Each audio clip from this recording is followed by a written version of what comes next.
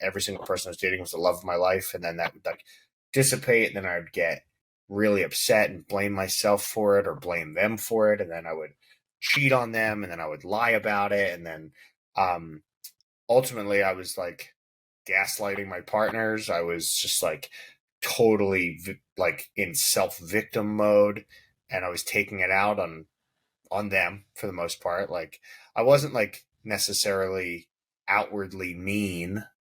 I wasn't like insulting them or like calling them names, anything like that, but I was a dick.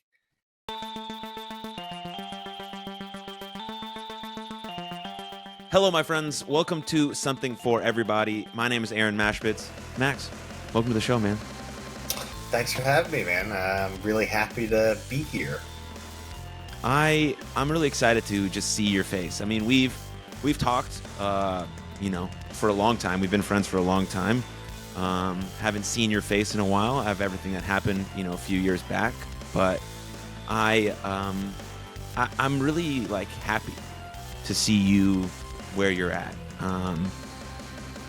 Yeah, I think that's the right word. I think about happiness a lot, and I'm happy for you. I see what you're doing. I see the work you've put in. And that's why I want to talk to you today. I mean, I think your story, your journey has a lot of value and insight. And so I'm really excited to talk to you. So thanks for being here. Thanks for taking the time. I appreciate it. Oh, thanks, dude. That means a lot, and yeah, I'm happy. I'm happy to see that you're happy, and I'm happy to see that this is happening. That you're going down this road, and I know like you yourself have had your own journey has led you here, um, and it's pretty cool to see growth in cool people. Yeah, I agree with that statement. That's a good quote already. We got some quotable Instagram material ready to go up. But before we dive into how you got to this point, I have a very important question to ask you. And it is, how are you? Like, really, how are you doing? I'm really doing pretty fantastic. Uh, Seriously, I'm in the best place that I've ever been. Like it's funny that we're talking now because over these past 3 years, like I've had to kind of like, I guess, for lack of a better term, like reinvent myself, and go through another thing of discovery as to like who I am, what it is that I want to do, um, like what service I want to provide, and uh, feel like I've found that, and I'm also like I'm in like a super sick relationship with my partner, my girlfriend. I have two cats. I got a dog. Got this nice little house here. I've rebuilt relationships with people I grew up with. Like reconnected with them after being gone on the road for so long, and my yeah, everything's like just awesome, dude. Like I'm in an awesome place. I feel great. I I feel the same way. And it's so interesting to think that I would feel this way. Um, I think about gratitude a lot because, like, Hell yeah. people talk about gratitude a lot. They do on the internet, especially. And it's like you have to work for it. Like, it's not just something that just like happens. So I'm grateful. Like, I have to like be very intentional with my gratitude practice. And I'm also like, sometimes that's not the right word for how I feel, but like that's the best one I have. Because when I think about, my sister, passing away in 2018 and me ending up in this spot, like I'm grateful to be doing the work that I'm doing and love having these conversations like more than anything else and speaking about important stuff. But then I don't have a any texture, any words to put on like the actual event. Like I'm grateful to be here, but you know what I'm trying to say? It's like hard to understand that. And so I'm still working through that, 5 years later, but I am actively trying to be always grateful for this right here, like to sit here on a Saturday afternoon with you and have this conversation. But like from what it came out of, I don't know, maybe I would still have ended up here potentially Yeah, as a retired, but I don't know. What do you think about that? well, I totally understand where you're coming from. Like, because it's like it's like always that mixed bag, right? When anyone says like, would you go back and change anything? You know, like it's that question. Like we're in, like you and I have both just said, we're in great places, like emotionally, physically, mentally, all that stuff, spiritually, in great places. And it's like, well, would you go back and change anything? And on one hand, of course, there's things you'd want to do differently, right? Like obviously, no one's perfect. No one's perfect. No one's ever acted 100% the right way all the time. So like, yeah, of course you don't want to have to go through pain. You don't want to have to inflict pain to get to where we've gotten to now. But that's just the journey that was taken. Like we went through stuff. We created chaos. We experienced chaos. However you want to define that. So it's like the idea of saying like no regrets because it gets you to where you are. Like all that stuff gets you to where you are. And obviously, you experiencing the loss of your sister, me having to be like an abusive, self-destructive person for so long. And like that sucks that shit had to happen, either happen to us or we had to do those things in order to learn and grow. But that's just what we had to do. That's what had to happen in order to get here. So I can understand, like, it's like I can relate to the feeling of when you feel this gratitude. Like I literally have that on my like on my whiteboard in my bedroom. I have a couple like, things to do every day, like the to-do list. And one of them is express gratitude. Another one is surrender, relinquish control, like those things. I say that every day. Gotta let stuff go.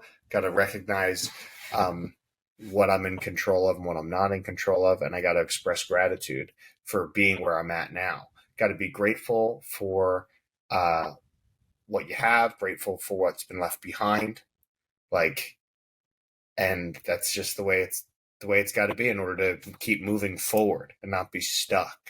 But I can definitely understand the feeling of conflict within, where it's like, oh shit, like I'm here. Am I allowed to curse? Oh yeah. Okay. Oh yeah. let him rip.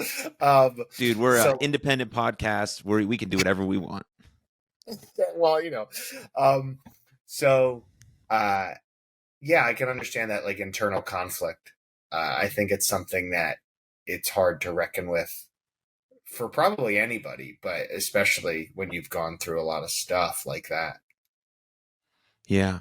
Yeah, just like I had to come to terms with realizing that it was okay to feel two things at once. That was like super important. Like when I would go to a family event after my sister passed, like I fucking love my family and I'm pumped to be here. And this is great. This wedding, the Jewish dancing, all that stuff, the food, oh, magical. But like, you know who really would love this? My sister. And so it's okay. In both instances, I am feeling elated and joyed and happy, but also like a little sad, Yeah. and that's okay. And that's the human experience of being able to recognize that both exist. I'm right here. I'm where my feet are, and I'm still going to try and be present. But I feel both of these things. And if someone asks me how I'm doing, I'm going to tell them because my family everyone else probably feels the same way, or they're at this point too preoccupied to think about it. But when they sit back and think about the night, they're probably going to end up having these two mutual emotions. And so being able to come to terms with that was like super powerful for me in the journey because, family events are going to happen. I'm getting married next year. It's going to happen. Like it's going to be really hard, but also it's going to be the fucking sickest day. So like, so that's it. That's important. Of course, dude. And like, and that's totally a valid thing. I can relate to that as well. Like, just the idea of that, and that was really nicely said. I don't have anything to add to that. That was really cool. I can definitely vibe. I can definitely vibe with that. I like two truths can exist at the same time. Yeah, and they can be completely contradictory, but they can both be true. Mm-hmm. So I want to give some people who are watching or listening some context. Maybe they're not professional wrestling fans. So, how did you get here? What were you doing before all of this happened? And this is probably a long story, and I'll cut you off in the middle to sort of add my nuggets. But Let's talk about it. How you got to this point, how you went on this journey, why, what was the catalyst, what were you doing before this? Sure. I mean, I guess I'll just, as far as like my adult life goes, or are we talking like, I could go all the way back, brother? Let's talk about, yeah, you as David Starr, the professional wrestler. Okay, sure, no problem. I wrestled from when I was 7 years old all the way through college. When I was kind of like seeing the end of my college wrestling career coming, happening in front of like when I was coming to the end of my college wrestling career, and I didn't know what the hell I was going to do with myself. Like, um, I that coincided with my first feeling of burnout from amateur wrestling, from collegiate wrestling. I'd never felt that before. For 14 years, I'd never felt burnout. I'd always just like loved the sport, and then that worked side by side with CM Punk cutting a pipe bomb promo and me falling back in love with professional wrestling. Like it kind of waned in those. Like honestly, not to hate, I don't hate on the dude at all. I think he's amazing. But like the John Cena on top years, I kind of like was just like a very much peripheral fan. And Punk's storyline brought me right back in. I decided to go, as I do with literally everything, 1,000 miles an hour into pro wrestling. I like shot emails out to everyone, started training at the Wild Spawn Training Center in Allentown. Got trained by head shrinker Samu Anawai, and then started pretty much right out of the gate. Like I graduated from the school like a month into it, and then I started I started doing shows, and I was getting booked, and all of a sudden I was just like meeting people. I got introduced to CZW, met more people, learned how to contact people, just kept incessantly contacting promoters, and next thing you know, years and years later, I'm over in Europe and wrestling for WXW in Germany, and then from there that brought me over to England. I'm wrestling in England, and then I started wrestling for all the biggest promotions in America and in Europe, and things were just like going. It was awesome. It was like living a boyhood dream. Like I started wrestling when I was 7 because I was a pro wrestling fan when I was 5. I saw Shawn Michaels and Bret Hart wrestle at WrestleMania 12, and like it was the coolest thing ever. And yeah, dude. So I had a bit of like, for 8 years, I rose to what I would say is the top of independent professional wrestling, like the underground professional wrestling scene. Like I was wrestling at all the biggest places. And I was getting ready to wrestle for New Japan Pro Wrestling for the Best of the Super Juniors, which is like arguably the biggest wrestling tournament in the world. I was getting ready to do that. I had my Japanese like visa and all that. I still have it in my drawer. Just 'cause it's a cool piece of little memorabilia and everything. And and then, but all the while, I was I was not cool. Like I wasn't doing okay.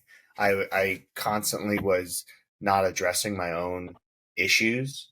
I was constantly passing off accountability for myself, and I started, like drinking incessantly. I was like, everything was like real bad.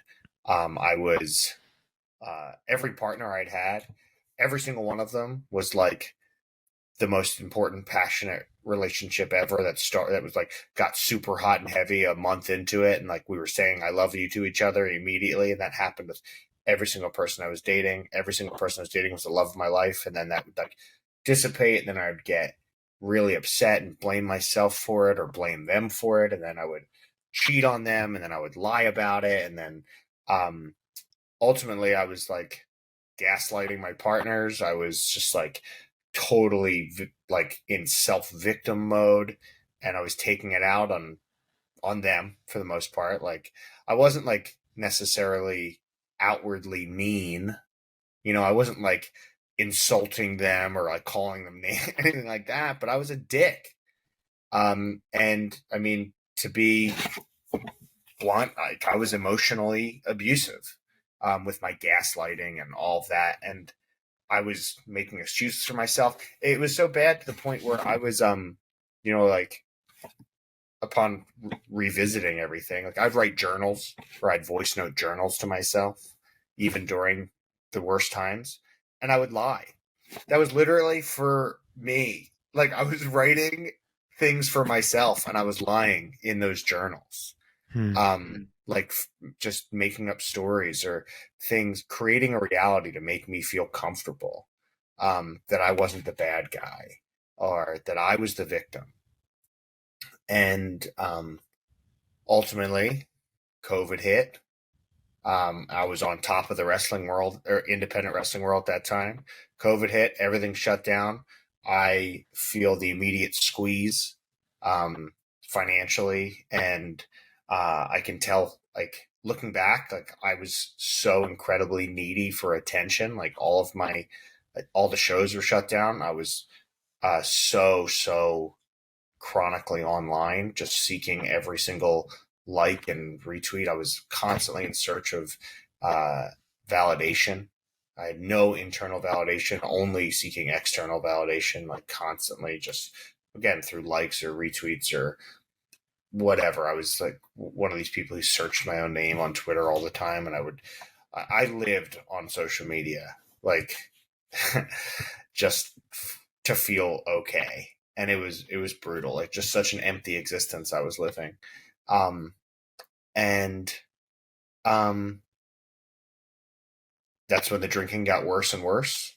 Um, and that's when my acting out with women got worse and worse. I was like talking to, while I was living with my girlfriend in England at the time, like I was talking to, I don't know, like anywhere between 5 to 10 different girls online. At the same time, I was drinking 2 bottles of liquor a day to myself. Um, and it was bad. It was bad. And then ultimately, I got caught. And then I had to move back to the States because I wasn't allowed to work in the UK anymore because my visa said entertainment and I couldn't work. Entertainment was all shut down. So I had to go back to the States. I had to move in with my mom.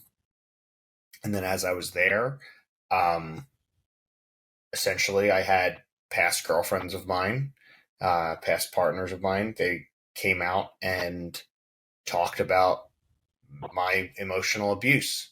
Um, and there was one partner that I'd had who that accused me of sexually assaulting her, um, which I didn't do. But regardless, I was still total douchebag to this woman. I like led her on. I lied to her. I um I made her, I said I love you to her. I made her I dragged her along big time. Like I didn't know what I was feeling and I brought her along on my chaos roller coaster. And there was a couple times where I like violently yelled at her. Um and I I was not good. I emotionally abused her, no doubt, just like I had almost every single partner I'd had before that through lies, manipulation, gaslighting, um, all that. And, all that came to light. And then I lost all my bookings for wrestling. That all came tumbling, crashing down. And then I had to figure shit out because I couldn't exist in that place anymore. Like, the craziest thing was, and I'll never forget it, I was driving down the New Jersey Turnpike when when like everything happened online, where this one particular ex partner posted a story, and my initial first feeling was relief, because I felt like I was carrying so much weight, like so much baggage from all the years and years of lies. And I had to keep up with all these lies and I had to tell the same story. But then there'd be little things where I would tell little tiny truths, nuggets of truths, like about however, like just to make me a sympathetic figure, to make me the victim. Um, But once that all came out, like I felt like I didn't have to hide anymore. That was my immediate feeling.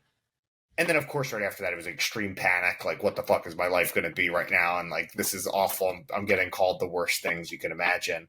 And it was, then it was total chaos. But like, I, like that initial feeling of relief, I look back on that and I think to myself, like, yeah, because this needed to happen. Like, I needed to be reckoned with. Like all this stuff needed to come to a head. Um, and I had to take action. Like I couldn't I couldn't live in that place anymore. I was lying to my therapist that I'd had for a year, and thank goodness that he didn't leave. He was kind enough to stick around and then work with me through it. He saw something in me, and that was also something, I guess, like looking back, that was really important to me, was that he didn't bail. That he was like, okay, but you got to own this. And he forced accountability on me. Like when I would talk to him, and I had a place. I was given a space of with no fear or judgment to come forward and talk about all these truths. And that also led me to, before that, I had a family member, a very, very close family member of mine, who recommended Sex and Love Addicts Anonymous to me. And I was like, this is bullshit. Sex and Love Addict. Like, what the fuck is that even? Like, that's nonsense. I used to say, I was like, this is just something that celebrities make up when they get caught cheating on their wives. Like, they just say, oh yeah, I'm a sex addict. And then I went to a meeting, and in the beginning of the first meeting, they start talking about God, and I'm like rolling my eyes, like, what the fuck did I get myself into? This is ridiculous. And then they read like the 12 characteristics of a sex and love addict, and they say, like, if you hit 4, they recommend you should come back to another meeting. And dude, I hit 10, and I was like, oh, I was like, oh, but okay, maybe this is a real thing. And then every meeting, I started going to meetings every day, and every time I'd resonate with something else. I'd resonate with something else. I'd resonate with something else. I just kept feeling more and more connected. And then it kept feeling like it was the first time where I was understood.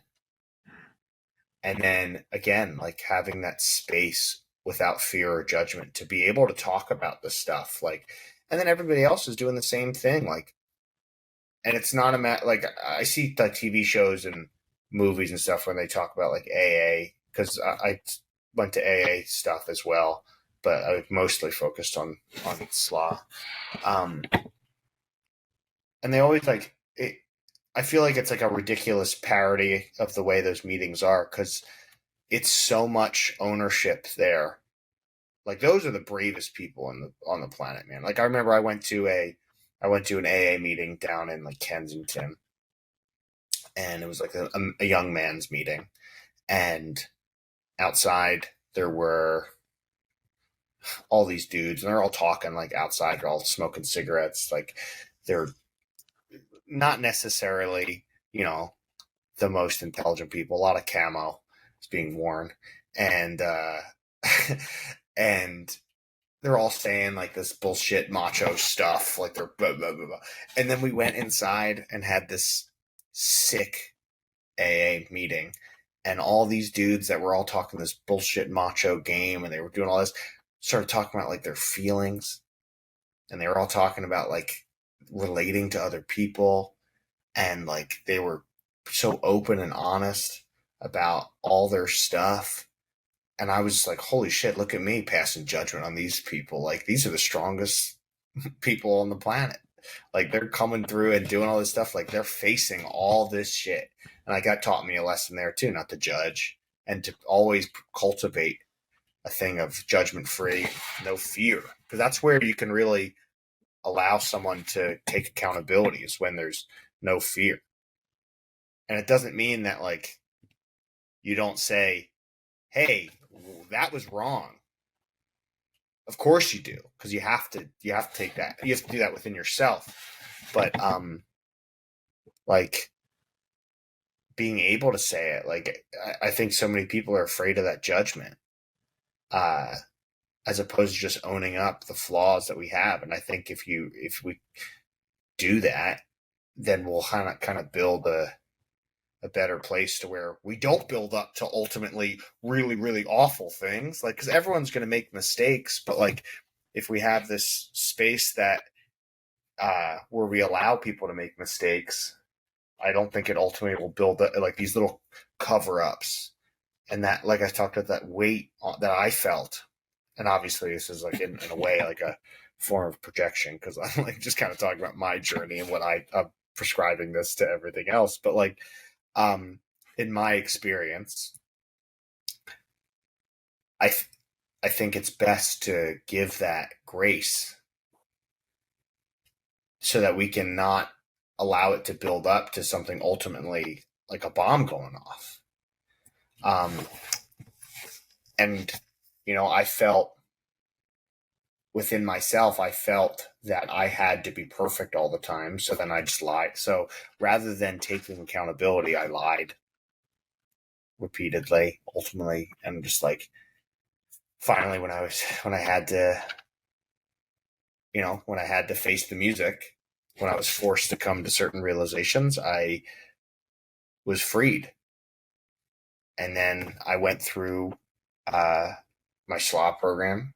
I've gone through the 12 steps once. I sponsored 2 people. I have sponsored like 5 people. I currently sponsored 2 people, and it's been wonderfully rewarding to learn that you can screw up, but you just got to take accountability, own up to your stuff, and then there is a light at the end of the tunnel. And part of that is also wherever possible, making direct amends to people. Part of that is being radically honest, taking a fearless moral inventory with yourself. And then the other part of that is continuing to practice that work every single day. Like acknowledging that there is no cure, there is no fix, there is just constant work. And that creates growth, and that allows me, like, if I stopped doing the work, then I would just revert back to whatever it was. Like, I was that way for 29, 30 years. Being cool for 2-3 years isn't going to take away, 29 years of build up,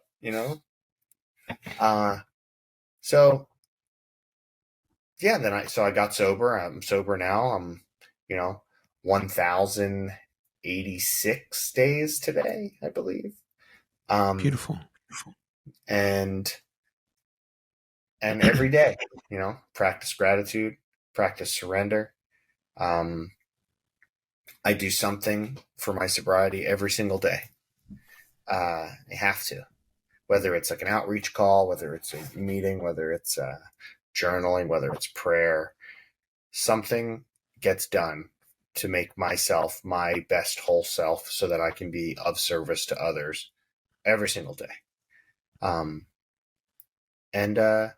Yeah, I don't wrestle now. I don't have any intentions of wrestling ever again. I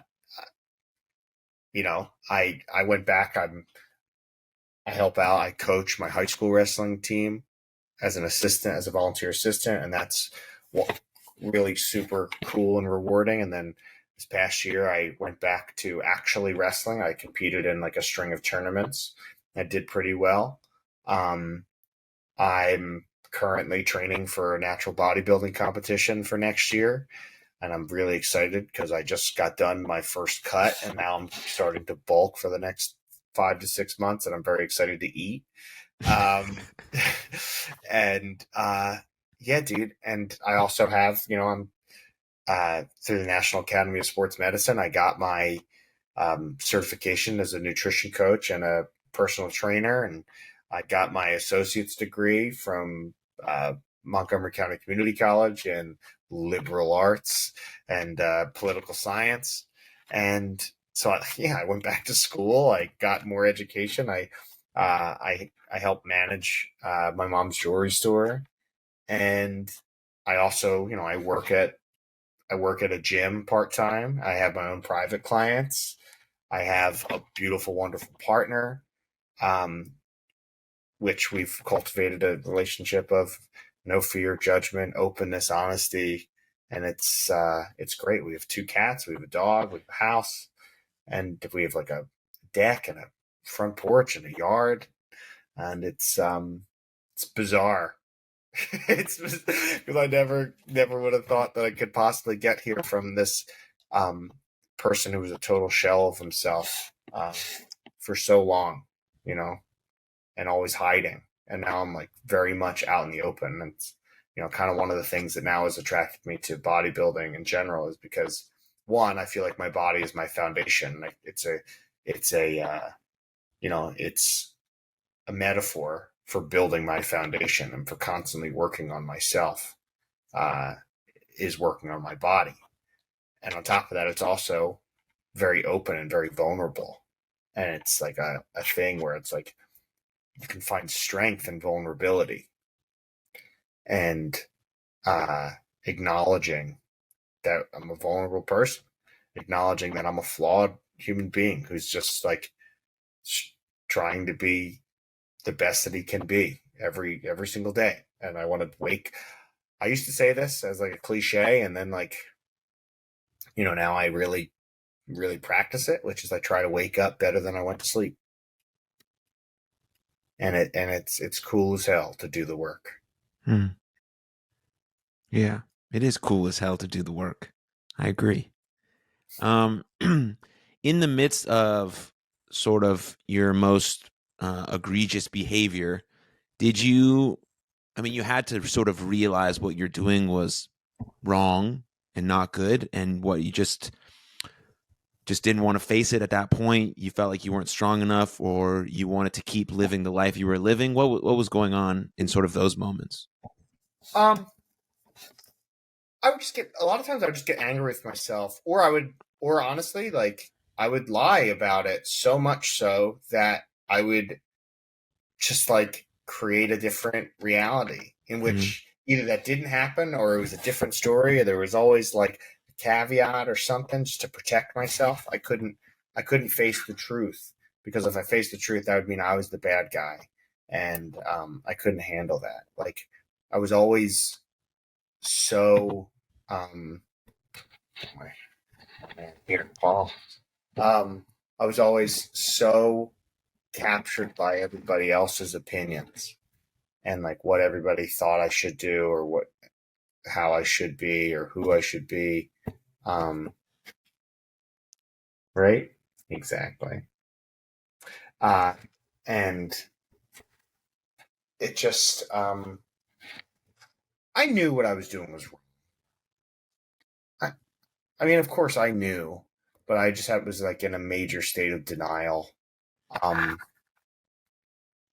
don't know if I would say it was like, I guess it's impossible to not say there was like a lack of strength there, but I think a lot of it had to do with that fear of judgment, not only from other, how I'd be perceived, of course, as if like, again, it's like as living for other people instead of living for yourself, and like, I guess that's what I'd say, because I knew what I was doing was wrong. I just I wasn't capable of facing it at that time. Like, I think everybody has a different, like we were talking about before we started, like, everybody has a different rock bottom, like I remember it was about 3 or 4 days before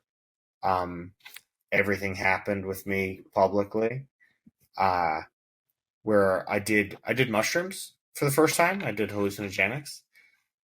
I did it with a really I did them with like a really, really nice, like, good person, and you know, not medically therapeutic, but like seemingly therapeutic. Like it felt very cozy and comfortable and warm and open and inviting. And again, no fear, no judgment. And I was very open and very vulnerable. And I remember feeling in those moments, I was confronting myself. I remember crying and looking at this woman uh, who I took these mushrooms with, and alongside a couple other people. And I just looked at her as a representation, and I just apologized because I knew that I was like something wasn't right there. I still didn't like fully confront stuff. It was just like a tiny baby step in the right direction, you know. But when you're ready to hear the message, you hear the message. Mm-hmm. And I was just not ready to hear the message through all those other times, like when it seems like anybody from an outside perspective would be like, well, why didn't you fucking get it there, bro? Like, why didn't this make you realize? Or why didn't this make you realize? Why didn't this make you realize? I could probably point to that countless times in my life, but I just wasn't ready to hear the message until I heard the message. Yeah. Yeah. The same lessons will keep repeating themselves until we actually learn. Yeah. You know, that's whatever universe faith you believe in, that is, I believe it's ultimately true. It's going to keep showing up in our lives until we say, oh, okay, this is what I need to confront. This is the battle I need to go on. This is the fucking hero's journey, and I'm going to get knocked down. But, you know, I got my armor and my support system, and maybe I'll get a fucking sword and I'll slay the dragon. And I'll keep having to slay the same dragon over and over and over and over and over and over and over again, because you're never exonerated from the work. Just like you said, there's no there.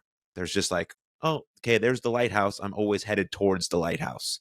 And I think that's like really important. At least that's how I try to frame it when I'm working with people. Like, yeah, we're gonna get into the nitty gritty. We're gonna work on this stuff. We're gonna start eating well and sleeping well and moving well and thinking well, and you're gonna do it awesome. You're gonna get super consistent for like a year, 2 years, 3 years, 4 years, but then you have to do it forever.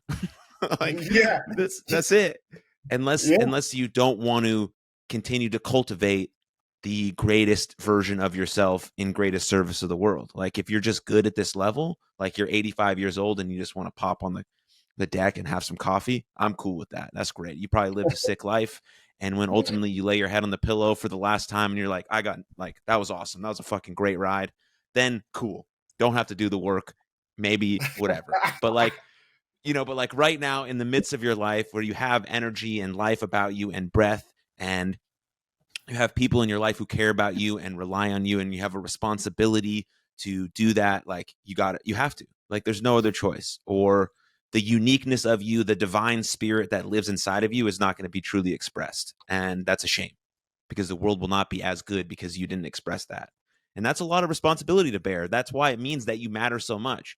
So when people say that sort of as a cliche in terms of your mental health, the real meaning behind it is that you do actually matter. Like, I don't even know the number to say how much you do, because what's inside of you has to be expressed in a way that no one else can do it. And it's extremely important. And so you have to go through the trenches. You have to go through the absolute shit. Even if your behavior was really horrible and awful and no one ever forgives you ever, you can do that work yourself. It's not about other people. It's about you. And you can do that in prison. People do it in prison, in jail, never getting their life back. They've done the work, and now they're these people at peace. We just happen to be in real life being able to do that, which is a fucking blessing as is. Yeah, dude, 100%. And there's a couple things there that I totally get down with, because I think that like I've really been diving into this idea of like forgiveness from others, and like the perception that forgiveness from others is the end all be all from other people. Like I get it now, because like I've really been confronting this a lot, because like I'll get posts or DMs and stuff. Like I post my bodybuilding stuff, I post my personal training stuff, my nutrition coach stuff, and I'll get people like, "Are you come back to wrestling? Come back to wrestling, come back." And I'm like, "Come back where, dude? Like I'm fucking right here. Like, what do you mean come back?" And they're like, "Yeah, well, you know, people need to forgive." Yeah, I'm like, people don't need this shit. you know what? Like, because like, like I'm not gonna have this like this total narcissistic idea that like my value comes from other people, because it doesn't, and it also doesn't come from whether or not they forgive me or not. They have every right to feel every way, any way they want to feel, and if they decide to hold on to anger, whether justified or unjustified, depending, like, doesn't matter. Not my. That's not my show, dude. Like, that's not my show. Like, I can only worry. I can only concern myself with what's within my control, which is how I act, how I react, and my relationship with myself, my relationship with my spiritual self, emotional self, my relationship with other people like that are close to me, and like all that stuff. I can only focus on things that I can control, and like you said, there's people who you gotta constantly do the work. You gotta constantly do the work. The work's never done. Like, yeah, 85-year-old dude, coffee at his deck, sitting down. He's like, "Yeah, dude, my life was sick." Like, reflecting. Yeah, there's this dude. He's my girlfriend's related to my girlfriend. I don't know what he is to her. He's like a sort of an uncle. We just call him Mr. Smith. That's his name. Nice. He's cool as hell. This old dude. He's like 90. He's in his 90s, and he like, people don't really talk to him at like the family gatherings that much. So I sat down next to that dude at, I think it was Thanksgiving last year, and I talked to this dude for like an hour. Just asked him about his life, who he is, Nice. what's Look at those up. pit stains, bro. Sick, dude. Anyway, sorry. But like Mr. Smith and I like really connected. Like, and I just talk to him all the time. Like, every time I see him, I sit down and have a conversation with him. Like, and he's just like chilling. He's like, "Yeah, dude." He's like, "Yeah, I lived this, I did this, I did this." He has like such a crazy, wild story. Like, just everywhere he's been. And he's just, I mean, he kind of says it. He's like, "I'm just waiting. I'm just waiting." And I'm like, okay.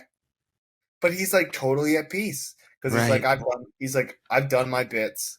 I know who I am." He's like, "I had my kids. I did the best that I could. And now I'm sitting here just kind of enjoying the days that I got." And I was like, sick, dude. Oh, there's something else you said too in that before that I really liked, other than just like the forgiveness of yourself. The work never stops. Like, you can work together. You can work for 4 years, and you're going to confront this. We have to slay this dragon. I'm trying to replay. I forget exactly what it was, but you said something else. I really liked what you had to say. That was Thank you. like really, really spot on, dude. And yeah, man, like, every single person has the opportunity to make a change if you have to, or just, even if it's not like a full scale wholesale change, like, you have the opportunity to confront. That's it. It's all about confrontation, like internal confrontation, um, radical honesty with yourself, and I relate to it now, like, with just people who are like fitness clients of mine, and like I'll talk to them about like developing mind muscle connection and communicating with yourself, about like when you're doing a bicep curl, to like tell your bicep to do the curl. Like, you know what I mean? Like, literally being like, "Oh, okay, I want this muscle to do the work." Or when you're doing like a row, to like pull with your back. Like, feel that there, and pull with your back. Don't use anything else. Just isolate that. And I was like, the more you build that mind muscle connection, the more that's going to develop, the better your lifts are going to be.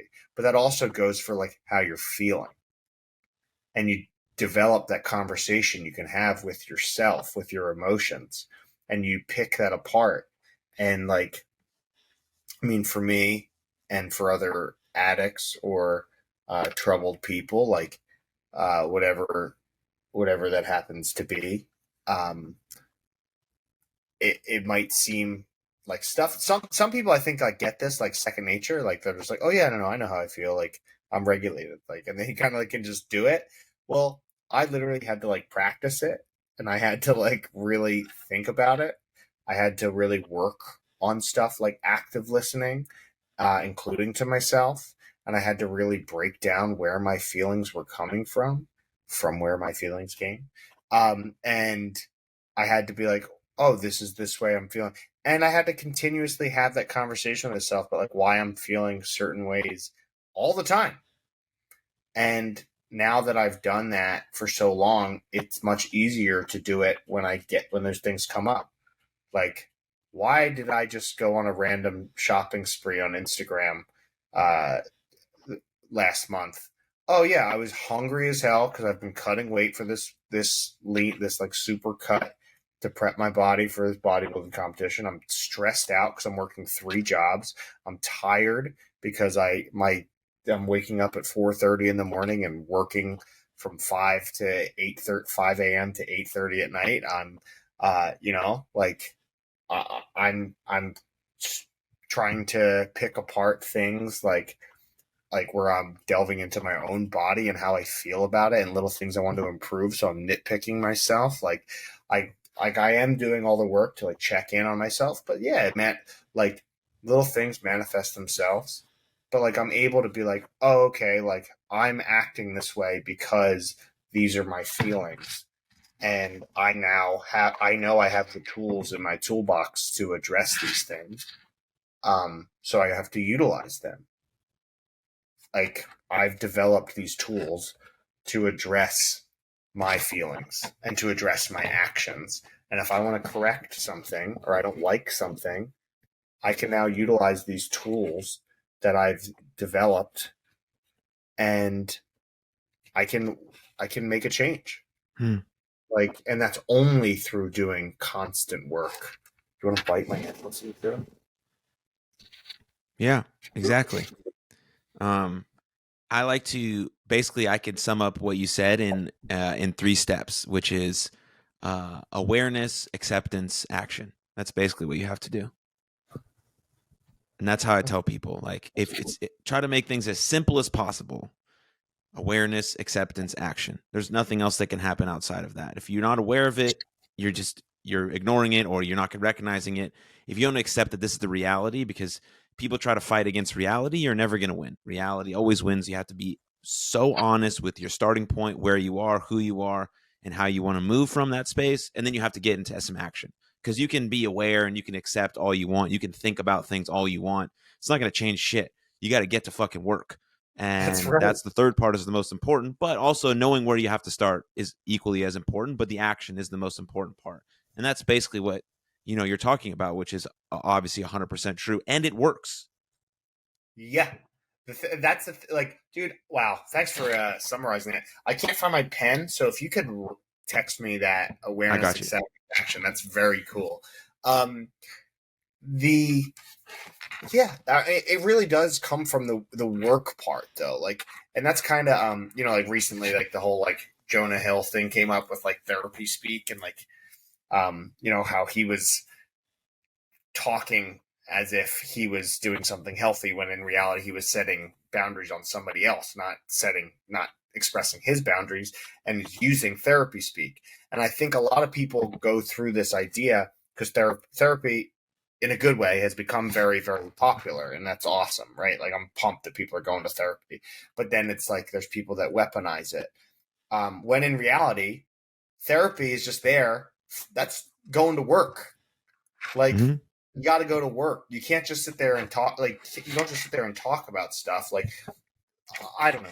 For me, my therapy didn't work for me um, until I had a plan, a course of action, and I gave myself work to do, like things to work on. Like anytime, okay, you were a professional baseball player as well, right? You went to batting practice. You went to, like, you every day you went to practice. You go, I'm working on this today. My goal is to do this. So people don't seem to have, or I shouldn't say people don't seem to have. I should say, for me, the best course of action is to approach every single thing as like a thing to work on, to get better at.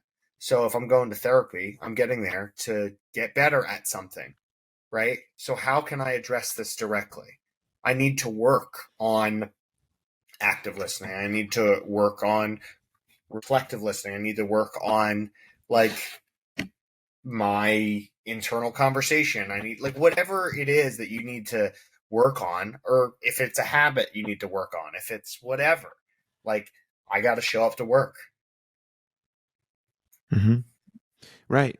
It's about choosing your hard. That's what it is, because Sure. life is going Cool. to be hard no fucking matter what, right?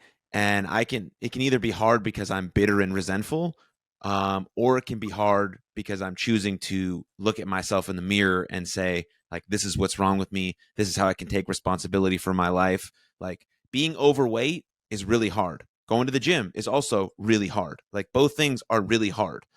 Pick your hard. Like, one's obviously healthier than the other, right? So you should pick the latter of like going to the gym and working on yourself and things like that. But Yeah. there's not an easy road, and no matter what, right? And sometimes, like in your situation, we have to get punched in the face to realize that the way we were living wasn't right. It just wasn't. We were doing things poorly and wrong. And like, same in my situation, very different stuff, but like, pain was the only motivator for change for me. It was the only motivator for change. Like, I was a all right person doing all right things. Um, but obviously I could have done things better, and I needed something to be the catalyst to that. And so did you, and so does everyone. Um, and there's varying degrees on what that might be, but that's how it is. So So I was just thinking about what you just said as well, because like there's a I mean obviously I love dude, I love like the little fitness bubbles so much. Like I love it so much because I think it connects so well with everything that we're talking about. Again, like the idea of your body is your foundation, and that's like a part of it. Like this meat sack that we're all carrying around. And like choose your hard. Like it's I find it amazing because we started out it connects perfectly with the multiple truths can exist at once. hmm, Like where you can be very happy with yourself, you can be very satisfied with yourself, you can be very proud of yourself, you can love yourself, and still want to improve hmm, and make changes. And that obviously goes directly to with what you're saying, like the example you're given, like choose your hard. Like it's hard to be overweight, it's hard to be fit, it's hard to go to the gym, it's hard to like, yeah, just choose your hard. And you should choose like to go to the gym because it's better for you long term. You're gonna feel better, all that stuff. It's like you can also sit there and be like, you can be overweight, you can be unhealthy, and still have love and affection for yourself, and still like you can still feel good about yourself, but also be like, I gotta do something about this, like, and I think that's one of the things that gets lost on people, like these major reactionaries who will talk about how like bullying needs to come back. It's like, no, it doesn't actually. Like, um if anything, having a better self image or a better feeling about yourself is only going to promote people to make behaviors that make themselves feel worth it to make positive change, as opposed to bullying somebody into uh, like a place of shame where they're going to do something else about it. It's like, I think there's so many people that think that there has to be like negativity attached to positive change, which, like we said, not for everybody, like varying degrees. Like I had to get punched in the mouth. You, in a different way, had received a punch in the mouth. Um, but like, it doesn't always have to be like that. But there has to be some catalyst moment, right? There has to be something, and some people get that through uh, a major form of positivity. Some people get that through a teacher believing in them, right? Like giving them really great critique on a paper, giving them encouragement. And some people get it from everybody messaging them, telling them that they're the worst person that's ever existed. Like, and some people get it through massive tragedy, and some people like get it through massive moment of like being humbled for like a huge success or a huge accomplishment. Um, it comes in varying degrees, but like ultimately we should be providing as much of positive catalysts as possible so that people don't have to trudge through shit. But it doesn't mean that no matter what, we keep saying the same thing over and over again. You gotta fucking go to work. Mm-hmm. Gotta go to work. Life is the work, and it's cool as hell. It is cool as hell. It is cool as hell. What do you think about? I know it happened to you personally, so maybe just like sort of removing that and viewing it from a different lens about this sort of cancel culture, public shaming, everyone airing everything out for the whole world to see. I know it happened to you, and it needed to happen for wrestling, I think, because we needed that. We needed a better space for people to work and all that stuff. But maybe that's a different chat for a different time. But speaking just about social media, what do you think about it? Do you think it's helpful? I mean, in some regards it is, I guess, but is there a better way? Like, just, I don't know, free thoughts here. Well, one, I think the biggest problem with the way I mean, like the biggest problem with the way things happen with wrestling, in regards to like the speaking out movement, is there wasn't like an action thing. It was just much more of like venting frustration, which is fair enough, you know. Like everybody has the right to act in their own way, like that they feel necessary. But like a course of action, it would have been nice for there to have been an action attached to it, as opposed to just like little individual things. Like, because calling out problematic people ignores problematic systems. And I think that's the bigger thing. It's because it's not about individual actions. Like ultimately, society is not about individuals. It is about society. It is about collective. So I think that to a certain degree, there's uh, there can be like it's all nuanced. Again, multiple truths can exist, but like without real action, it doesn't mean anything. Like I think the Me Too movement was amazing. Like, and the reason about it was it wasn't just about Harvey Weinstein. Like it was about the culture and the institutions of power in Hollywood, right? Like it wasn't like, oh, it's all Harvey Weinstein or it's all, I don't know, name whatever executive out there that did terrible things to actresses and actors and stuff like that. It was about power dynamics within Hollywood. That's what Me Too was about. And that's why it's so powerful. And that's why it was so effective. And that was the point of that. So that's a wonderful thing. I think as far as like cancel culture, I think it's always existed. This is just the form in which it exists now. Hmm. And I think it's always existed on all sides.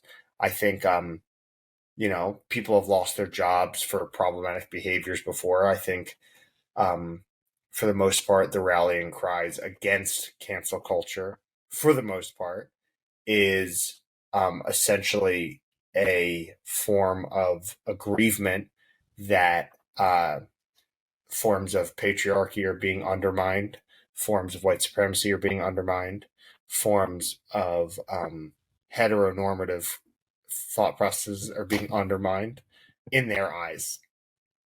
When in reality, those systems are still very much in place. It's just like, hey, sorry to tell you that not every single movie is going to star a white dude with brown hair anymore.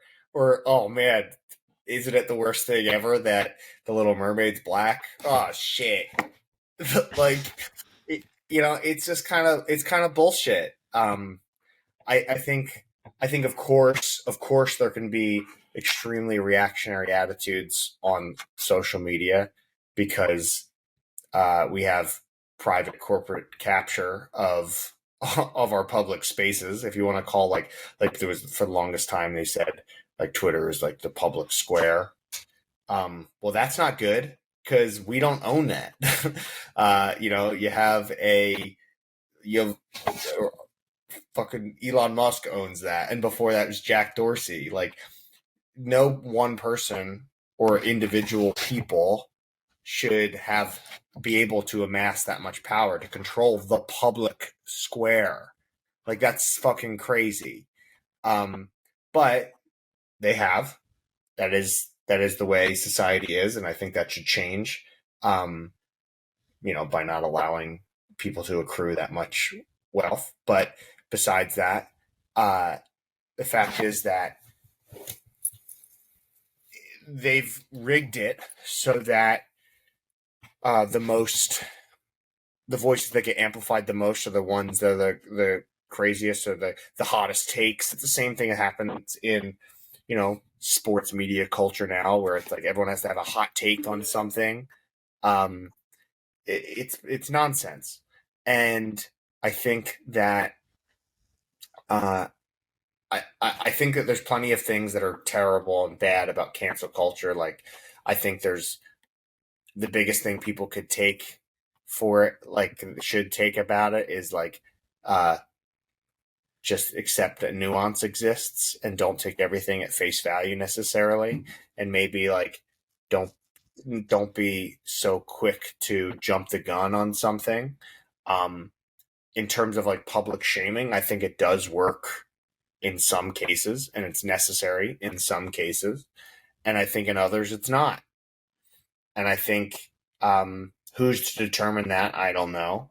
But again, like, I think we should give people the ability to take accountability, and not make them fearful of it.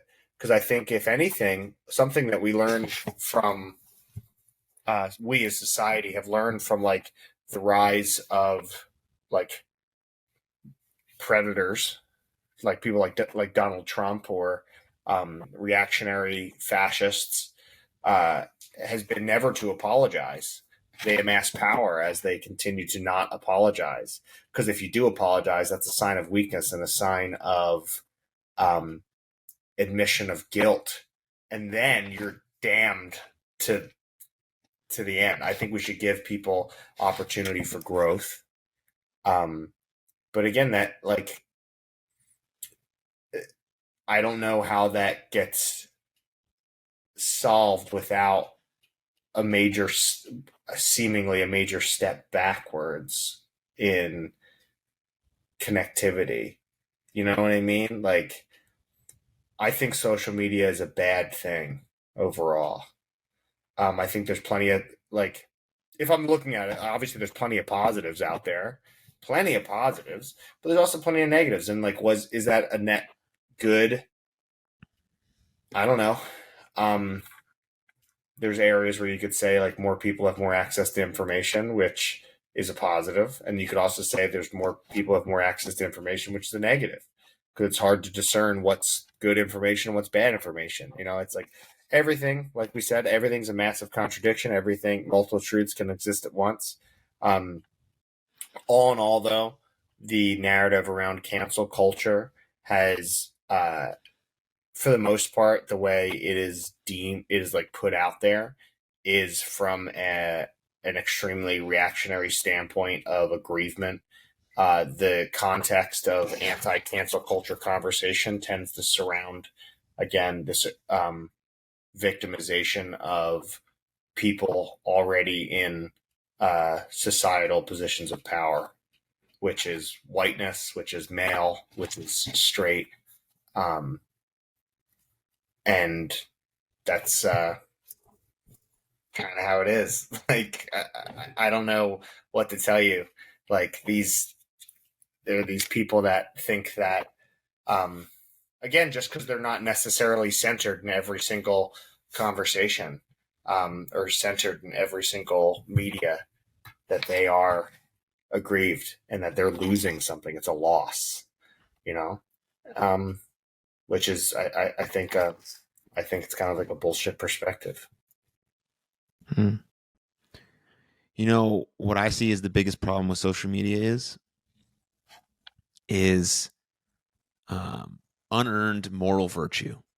That's the biggest problem with social media, because it's very easy to talk about all of the things on social media that are deemed that make you a good person. It's very easy. I could talk about them all day on Twitter. I'm doing this, this, this, this, this, this, this, this. And then I go about in my life and I do none of those things. But nobody knows. I know I'm deceiving myself, and that deception always catches up with me, and it always will catch up with me. But at the time being, I can claim this unearned moral virtue on social media, and I can claim to be someone who cares about society and people and how we're moving in the world and all of this stuff. And because, like, the claim to be a good person, like, to be a good person is really hard. I try not to say that ever because, like, I make mistakes. I think poorly about other people in my head. I have judgments when I walk across the street or when I see someone coming my way. I have biases. I have all of these things, right? And so, like, me claiming to be a good person is I want to be. I'm trying. I think that's a better way to frame it, at least in my perspective, is like I'm trying to do this thing. And if I fall short, that's okay. But I know that I'm trying, and I'm not going to put anything out into the world that is like unearned or not true, because I feel like I have, or I've built at least like an undeniable stack of proof that I am this person based on my actions alone and not the things I just say on social media. And that's the problem, right? I think with social media. And also, you can get really popular on social media without being excellent at anything, because fame used to be the undertone of fame used to be you're excellent at something. Now it's like, nah, you don't have to, for the most part, you know? But now it's like you can just get plucked out. You know, we used to watch Love Island when we were in the UK together. You can just be on Love Island, and then the next day you have 2 million followers and you got a sponsorship deal. Are you excellent at anything? I don't know. So I think also that's hindering our society in terms of putting in the work to try to be great at something. I don't know. I'm just thinking about a lot of things because I think about a lot of things all the time. But that's sort of my take as of right now. I can understand where you're coming from that for that, like in terms of the um like the people espousing like virtue signaling, right? That's virtue signaling, vice signaling, like it happens all over the spectrum. Um and what is deemed as being a good person, what is not being deemed as being a good person, and all that. And again, I do think a lot of that tends to come from this perspective that I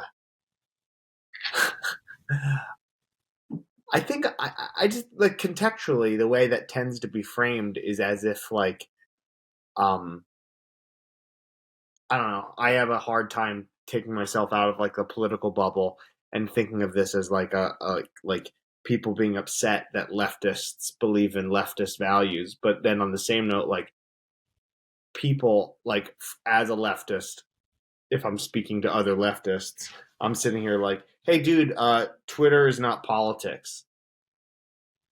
Like it's not like being like, oh, I tweeted that we should have universal health care today. Cool, get in the streets. Mm-hmm. Go do like local activism, like do real work. You Right. know, sure, like uh like putting something out there, like signal boosting something is great. Like that's cool. That's one small piece of the puzzle, Mm-hmm. right? Like that's awesome. Like posting something to your story about like a labor strike is awesome. Like supporting sending pizzas to people on a picket line is awesome. Like supporting the subversion of oligarchical power is sick. Like love it. Support showing solidarity online. But that's not politics. Politics is going in the street and doing work. Is knocking on doors. It is all that, like getting in the weeds. And I do think like there is this disconnect where social media, the internet in general, has created this distance between people, and they don't want to knock on the door. People don't want to have phone calls with people anymore. People don't want to meet up with people face to face. You don't want to like we're more disconnected from our neighbors than we ever have been, right? Like literal interpersonal connections have gone down by the wayside. And I think that's when you see significantly more reactionary attitudes that are being put out there. That's why, I mean, I think that's why you have a mainstream in America, from an American standpoint, and actually also globally, you have mainstream uh, fascistic sympathies that are espoused by major political parties. Um, I don't think that it's a 1-to-1. I don't think it's the scales are even from that standpoint. Like the idea of somebody, um, I think there's a perception that like uh, the left has any power as far as like these virtue signalers are concerned, and they have no real power. There's no like Bernie Sanders is possibly, or maybe like Rashida Tlaib or Ilhan Omar or like any of the squad are like the most left wing voices out there that are calling for universal health care or calling for universal higher education. They're calling for all these things that these virtue signalers online say make them a good person, or people deem them as being virtue signalers because it makes them seem like they're a good person or whatever. Or they're standing up for they're standing up for a victim of abuse. They're standing up for like they're having the hottest take on the latest social issue that puts them on the side of the righteous, whatever. But those people don't actually have real power. Like it might get Twitter's not real life. Hmm. Like Twitter's not real life. Instagram's not real life. And yeah, and this idea of the other thing I kind of want to push back on a little bit, the idea of like fame being greatness or whatever. I don't think that's ever been the case. I think to a certain extent, there's some people that have been that way. I think that really, to be honest, there's only a couple places where there's any sort of like legitimate meritocracy. I don't think meritocracy actually exists. I think it's impossible to actually achieve, especially under capitalism. Um, but I mean, like athletes are probably the closest thing you get to meritocratic system. Probably the closest thing, and there's still subjective nonsense political things within athletes, like who gets called up to the majors, who gets called up to the next level, who gets starting time on their high school football team, and that would get seen by a college coach, and like it's still about relationships, still about connections and stuff, and that's Hmm. still subjective. Um, but yeah, getting a bunch of followers on social media now is considered like what greatness is. Like, I don't know. I think that we have weird measurements of that shit, and I think it still is focused on other people's perception. Um, and maybe, and I guess to a certain degree that matters, but like, I don't know. There was some I heard about some fucking drama the other day. It was like in the same vein as the Jonah Hill stuff, um, which I think the Jonah Hill thing was valuable in terms of a conversation to be had. I think some people took it too far. I think that what he said in those messages, again, they weren't boundaries. I think he was weaponizing therapy speak, and I think he was telling another person how they have to be, as opposed to him saying what he like a boundary is something you set on yourself and how you're willing to be treated by others, as opposed to what another person's allowed to do. Um, and I think it was a good thing to be put out there because of the conversation it started. I think it was bad was that hot take hot takes had to be like he's the most abusive person of all time and he's a piece of shit and fuck him. I don't know. Like, is that is one leg of what could become an abusive relationship. We also don't know what their relationship was outside of those couple screenshots. Um, so we don't know. It's like we don't know the whole picture. But there was something else that was like in that same vein. There was like another pop star who came out and said something about someone being um, a, a, their partner being abusive because he said that she was overweight because she asked him if he thought she was overweight, and he kind of was like, hey, like you gained 35 pounds and you asked me if I thought you gained weight. And like I said, yeah, because I thought I could. You asked me, you wanted me to be honest. Like I still love, and he literally said in this message, like, I still love you. And, it's nothing to do with how I feel about you, but you asked me if you gain weight and it's just weight. Like I don't give a shit. Like whatever. Like I thought that was fine. And she like put him on blast. Like, and I was kind of like, okay, see, like this is where it's like we're trying to earn sympathy points, or like not every single thing has to be a public conversation. Some things are necessary to be public conversations, and some things aren't. Because I don't think people are that. I don't think. I think everyone has this idea of themselves that they're the most important thing in the world. Um, and like again, multiple truths can exist. Every single person is important, but not one individual person is the most important person. And I think we get this idea. We have like it's all inherently within, again, like all the way society is structured and all this stuff. These notions of hierarchies, and like people have to be ranked in certain ways, and like there has to be positions of power in this way and this way, and that's all kind of bullshit. It's all constructed, and I think we lack to quote Howard Schultz, who's a funny man to quote because he's such an idiot, such an asshole. But we have to risk the imagination of a new possibility. Corporate. I mean, yeah, I know. It sounds great. It's just like bullshit corporate speak coming from the CEO of Starbucks, who's just like saying that essentially in the context of like, no, workers shouldn't unionize, and I should still make billions and you should make fucking piss. But like we have to risk the imagination of a new possibility. Shut the fuck up, dude.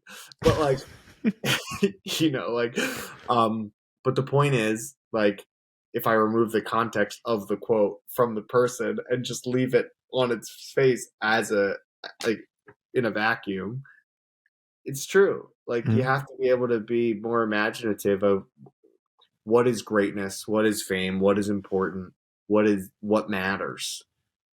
And um like we still have to live within the bounds of greater society because no individual will change that.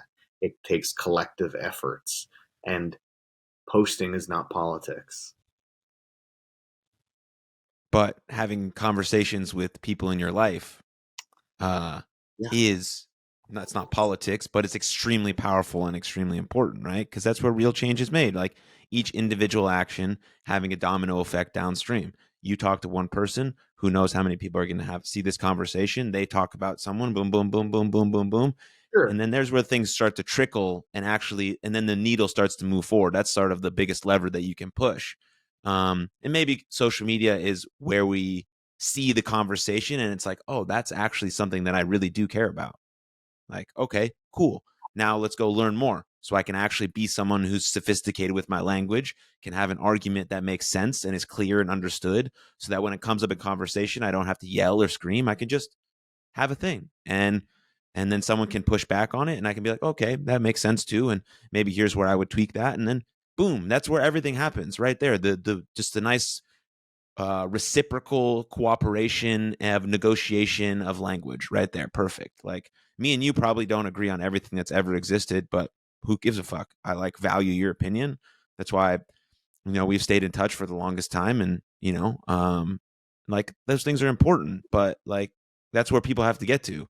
But it just gets so, I don't know, adversarial maybe is the right word, Sure. potentially. Well, I think people have to be, well, again, we have to be willing to give the space to people to say what they mean. Mm, Uh, and I think there are certain things that are, um, I think there are certain attitudes that are non-negotiable. I will say that much. Like, and what does that mean? Does that mean you like completely, um, exile this person from your life, whatever? I don't know. That's up to every single person to decide. But there are certain non-starters, right? Like, there has to be, like, mm, there has to be boundaries to what we talk about. There's when I went back to school, I got to read a lot of like primary sources on like history stuff, doing like poli sci. I also did like some history, a lot of history stuff. And one of my favorite things I read was Jefferson Davis's like last address to the Senate before he left to be the president of the Confederacy. Um, like I know, like it might sound kind of, whoa, what do you mean? Because it's very revealing. Because ultimately, one, it literally outline it is just one of the many, many, many, many primary sources that outlines the fact that the Civil War was about slavery. But two, the thing that he talks about was that in his address was that there was constant compromise on slavery throughout the history of America. And he's like, and now all of a sudden we're doing this, but and he reckons with the fact that, or he brings it to the table that the fact that you compromised on it means that you were okay with it. Hmm. Like the fact that there was compromise, now all of a sudden you're setting a hardline stance. Like, what the fuck is this? So the point is, there will have to be certain non-starters, and there have to be, but like allowing people to have the space to say what they mean, I find that helpful. Hmm. Like I've had a lot of personal one-on-one debates with libertarians, uh, and channeling my best Sam Cedar. And um, the best thing I learned from shutting the fuck up for 3 years, as far as like learning to listen, is just letting people say what they mean, Hmm. letting them hear what they say, and Hmm. actually take their ideas out and let them and drawing them out. And then you see their conclusions they get to, and either they like them or they don't. And if they like them and they're problematic, we can discuss that. And if they don't, then you can discuss that too. It's like, yeah, what don't you like about that? Like, um, I don't think people get challenged enough on their perspective. I think people do just parrot what they say, and that comes from both a left and a right standpoint. Like, and when I say left and right, I also mean like interpersonal relationships and stuff, like how people feel about boundaries within people and their relations with people, not just politically, but how people should act. I was just at when I was just at work a couple days ago. There was a four of us were having a conversation. There's me and two other dudes and this one woman, and the one dude was saying the woman had to go on the road for a week to go visit another gym. She was doing some sort of thing. I forget where she was going to be, but she was going to have to stay in a hotel for a few days. And then the one dude in the conversation was like, "I don't know. I'm not letting my woman stay in a hotel randomly in some place. What, you say you're going to a gym for a week to go there? Like, I don't know about that. That makes me feel like a certain way." Me and the other dude looked at each other, kind of laughed. We're like, "What are you talking about, dude? Like, it's work." and and he was like, "Yeah, but what? You mean you're just gonna be somewhere else, like staying in a hotel by yourself, away for a week?" I was like, "Yeah, dude, you gotta trust somebody, right? Have At some to. point."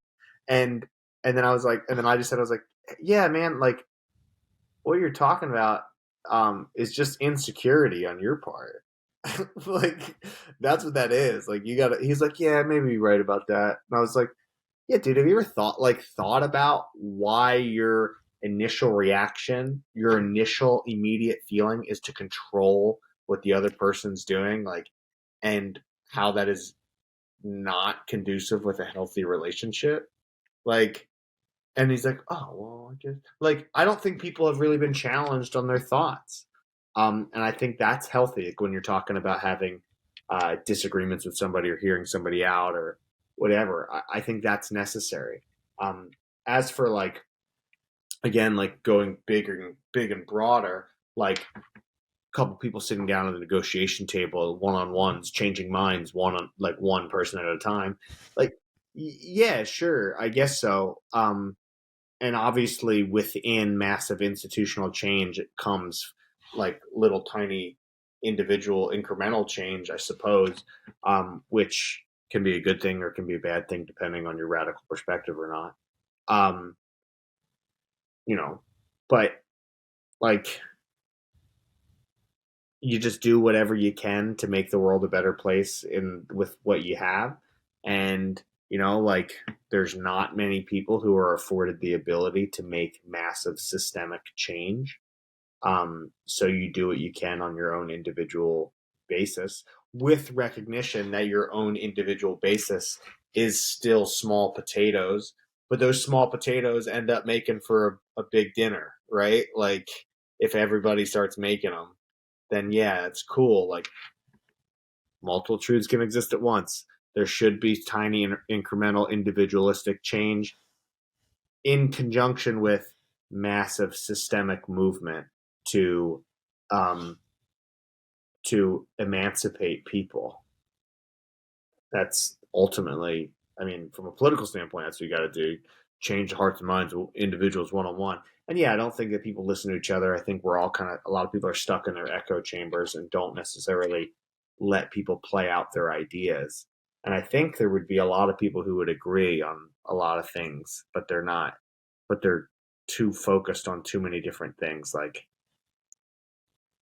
I mean,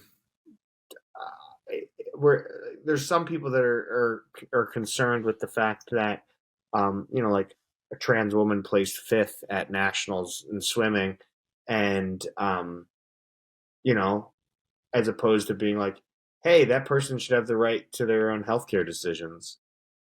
Like, how about we like let that person live their life? Like we should. There are, I think it's like over like 500 bills individually, like criminalizing transgender healthcare, like trans healthcare, and women's right to their own bodily autonomy and healthcare, and or I should say, like just that sort of stuff matters, like massively, and we're not talking about the same thing. Like, and sometimes people use these things as just a way to weaponize the entire conversation. Like I don't know if you remember. I think it was like 2018 when they had that anti-trans bathroom bill in North Carolina. Hmm. Do you remember there was this whole thing? It was like you have to use the bathroom of your biological sex in North Carolina. They passed a bill in the state, and universally, everybody's like, "Fuck you guys!" And like the NBA was supposed to have the All-Star game in Charlotte that year, and they pulled out, and like all these like corporations started pulling out of North Carolina, and it caused them to reverse this thing, and everybody's pretty much on board. Everyone's like, yeah, dude, fuck you. Like, who gives a shit? We're going to the bathroom here. No one fucking cares. Like, just go to the bathroom. And then, they literally, fundamentalist right wing organizations like the Heritage Foundation and things like that, it ran focus groups and found they fixated on trans women in sports. And that got people's attention, and they've now used that as a way to just launder overall transphobia and homophobia, and in general just fundamentalist behaviors, and it's captured a lot of people, as opposed to just being like, hey, we should be empowering people to be themselves, including having the ability to have control of their own healthcare and their own bodies and their own life, as opposed to criminalizing it because you don't like the idea, or you're not, or you don't understand it. I just don't get it. This person, like, they were born this way, but now they want to be this way. I don't understand it. So we should just ban it. What? What are you talking about? Yeah, so I mean, I guess to a certain degree, we should just be listening to each other more and think about the bigger things. Right. Things that Yeah. actually matter. Having an inclusive society. More honest dialogue. Yeah. And looking at the other person and seeing them as a person. Yeah. Like, and I think that's where podcasts are really powerful for them, right? Because some really good podcasts, whatever you listen to, hopefully they're having these long form conversations. I mean, we've been talking for an hour and a half, right? And you can fully express your ideas, and then you can play it back, and you can look at it in 2 months and be like, maybe that's not the way I feel. Okay, let's run it back. Maybe Sure. that is the way I feel, and I stand by that. That's the hill I want to die on, or whatever it is, right? But like, if you're a totally performative, fake person, it's really hard to hide behind that for 2 straight hours. When someone's asking you questions that are unprepared, off the cuff, you have to be really like, this is who you are. And so I think that's why that's a powerful form of media. And I think podcasts will be important in terms of our, presidential election coming up, because like we can actually see who the candidates are, like hopefully a lot. So we can like have someone who is willing to run the country in the best way they think is possible, whoever that is. I don't know. But like, that's not what this conversation is about. But you get my point, right? Like, I think. Well, I actually think I think there's like an interesting point that you're making there, because I don't know if it was 2016 or if it was 2020, but Bernie Sanders went on Joe Rogan's podcast, Yeah, and and Rogan's gone down a pretty deep dark rabbit hole, it seems, as he's gotten more and more money, and it's kind of a shame, but regardless, he had Bernie on his podcast and like a long form discussion, and Bernie just like talked. Like Bernie's first of all, Bernie's the fucking man. But yeah, we see it. We see it. If you're watching on YouTube, you see it for sure. Okay, cool. But the thing was, like, the thing that was crazy about it was that all of the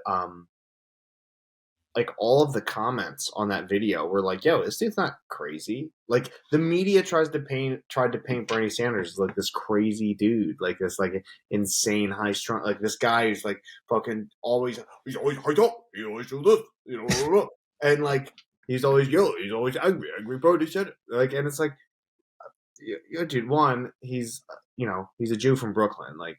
He's gonna be a little upset about some things. He's gonna get aggravated by stuff, dude. Like that's what we do. So like, but like, no, when he had the opportunity to have a long form discussion and just kind of like play out his ideas and what he believes, you go, oh yeah, that makes sense. Mm-hmm. Like, oh, that just makes sense. That I get that. So I do think that long form discussions are extremely important, but unfortunately, I think that our brains and the way we're being programmed is not for that. I think overall, the things that are capturing attitudes are shorts, and things like that. And it's like, again, hot takes, and it's things like that. It's things like that. Reactionary attitudes get pushed to the top when you don't have long form discussions, because it's when you like short, quippy things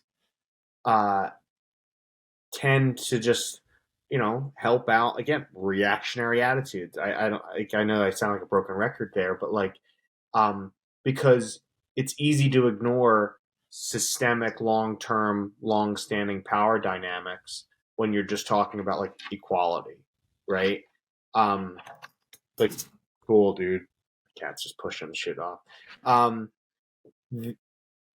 It's like when you like recently they just had that the Supreme Court just like shut down affirmative action in higher education, right? And even though John Roberts wrote in his opinion, like, they can't explicitly pick someone based on race, but they can use someone's story about overcoming discrimination to show strength, and that individual person use that discrimination to rise above, so they can pick that person because of their essay. It's like, yeah, but that's because of discrimination. And then like whatever. And then the dissenting opinion that KBJ wrote, she discussed the fact that the only way you can address institutionalized racism is with a race-based approach, because it's true. Like, you can't just go with colorblind politics, because that's kind of racist. Like being like, oh, I don't see color at all. Like, but in a way you have to, because it's a part of who we are. And that is because, I mean, race was crafted. Race is a social construct, 100%. Race is a social construct, but it is ingrained and woven into society at this point. And it has whiteness is just your proximity to power. That's basically what that is, and especially in America, and like Western culture. So like, you can't ignore that if you're gonna make real change, right? Like, so I think that it's easy to be like, oh, well, white people, black people, it's the same fucking thing. Like, in a YouTube short or in like a TikTok video that lasts like 3 seconds or whatever. Mm-hmm. Like, it's really easy to espouse, or like patriarchal attitudes, like men and women should be the same, right? Well, guess what? We're fucking not. And the thing is, the reason why we're not is because of power that has been utilized throughout society, like for centuries, millennia, whatever you want to pick the point in time, and like we can talk about it from there. Um, and I think long form discussions are necessary, because I think long form discussions, like you were just touching on, can really reveal what someone really means. Mm-hmm. When someone gets the opportunity to say what they mean and to see where their ideas come from, I think it's important. Um, Overall, I think the short form stuff favors reactionary attitudes. Yeah. Like, And yeah, it's just tough, to get people to click on that 3.5 hour conversation. But yeah, I think people are hungry for that, and they like I'm assuming best intent, and people are gonna do that because they want to make a wise, smart decision about their life and about their future. And so I have faith. I have a lot of faith. I think you should though too, because you know what? Because the other thing that's really popular is like audiobooks, Mm-hmm. and those are long. Like, people like audiobooks. People will listen to an audio. Hey, granted, I'm a freak when it comes to like content that I consume, but like I'm pretty much consuming like sports, fitness, politics. Like, that's kind of like what I listen to. But I listen to talk radio all the time. Like, I listen to talk radio, whether it's sports talk radio, political talk radio. Like, I'm listening to that all the time. I listen to fitness podcasts. I listen to podcasts on the reg, Mm-hmm. because I want to hear what people have to say. I want to hear ideas. I want to hear stuff fleshed out. Right. I'm interested in the little nuances that create an argument, or that create an idea, or create a thought. Mm-hmm. And I hope and I pray that people have that same sort of intellectual curiosity, to pick apart their own ideas, because that's really what this is about, right? Circling all the way back there, is like, you hear something, you get a belief, you have a knee jerk reaction, like you have everybody I think has feelings on stuff, even if they haven't, like, you have a gut feeling about Mm-hmm. something, like how you feel about an issue, or how you feel about a reaction or a person, or how you should act, whatever. I don't know. There's probably somebody out there who could say like more things that I can't think off the top of my head. But everybody has like their initial feelings about something, and I think it's important to go within yourself and pick that apart. And part of going within yourself and picking that apart is also listening to other people and bringing that into you to help inform you, because we don't know everything, because no person knows everything. So you have to seek the advice, or you have to seek the opinions of others. You have to seek the people who've had other experiences. You have to go outside of your bubble to, create a well-rounded thought. And I mean, that is kind of like the thing that makes humans unique, right? Is the ability to learn and grow off of each other's work. Like, no individual is a self-made person. None. Right? There's no such thing as a self-made man. There's no such thing as a self-made woman. There's no such thing as a self-made person. We are all the products of everybody's work before us Mm-hmm. and everybody around us. That's why we are a collective. Um, and that's a wonderful thing. That means everybody has something to contribute. You know, that means everybody matters. Mm-hmm. Perfect. Perfect. Well, I have one last question to summarize this fantastic conversation. Okay. If you were going to put up a billboard in Philadelphia and millions of people were going to see that billboard every single day, what would you put on it? And this question was stolen from Tim Ferriss. I cannot take credit for it. He's my favorite podcaster. Thank you. You're up, Max. Oh my goodness.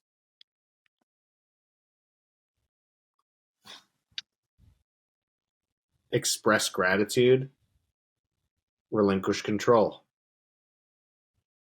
One on the front, one on the back, or both on the same side?